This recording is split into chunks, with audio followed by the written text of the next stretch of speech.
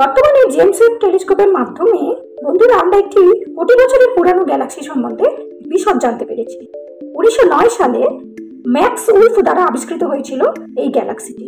এটি একটি অনিয়মিত ছায়াপথ, স্থানীয় গ্রুপের বাইরের প্রান্তে অবস্থিত। 1926 সালে নর্থ লুনমার্ক এবং ফিলিবার্ট জ্যাক মেলটের কাছে স্বীকৃত হয়েছিল এই তাদের নামেই WLM গ্যালাক্সি।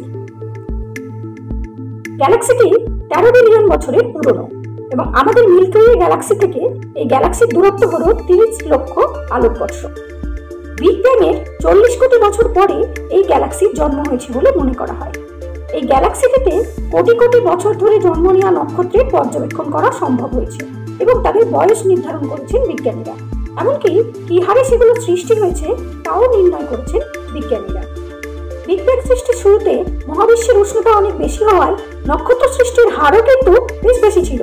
পরবর্তী সময়ে তাপমাত্রা কমে যাওয়ায় নক্ষত্র সৃষ্টির হার কমতে থাকে এবং তা শূন্যের কোঠায়ও পৌঁছায়। পুনরায় তাপমাত্রা বৃদ্ধি পাওয়ায় সৃষ্টির প্রক্রিয়া স্বাভাবিক হতে শুরু করে। উলফ লুনমার্ক মেলট একটি ঘূর্ণায়মান ডিস্ক যা কিনারায় দেখা যায়। এটি স্থানীয় গ্রুপের বাকি যে অংশ রয়েছে তার থেকে তুলনামূলকভাবে বিচ্ছিন্ন।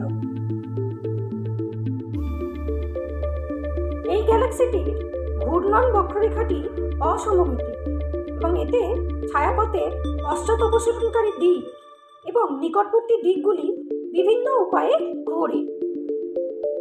উলফ লুনমার্ক মেলট গ্যালাক্সিটি তুলনামূলকভাবে কম ভরের গ্যালাক্সি বলে বিজ্ঞানীরা মনে করছেন। 1994 সালে এই ডলফিন হাবল স্পেস টেলিস্কোপ ব্যবহার করে WLM এর জন্য একটি রং মাত্রার চিত্র তৈরি করে। এটি দেখায় যে এই গ্যালাক্সিতে সমস্ত তারার গঠনের প্রায় অর্ধেক ঘটেছিল একটি স্টার বাস্টের সময়, যা 13 গিয়ার আগে শুরু হয়েছিল। এটি একটি বিচ্ছিন্ন ছায়াপথ হওয়ায় তুলনামূলকভাবে গবেষণার জন্য বিশেষ উপযোগী করে তোলে এটি।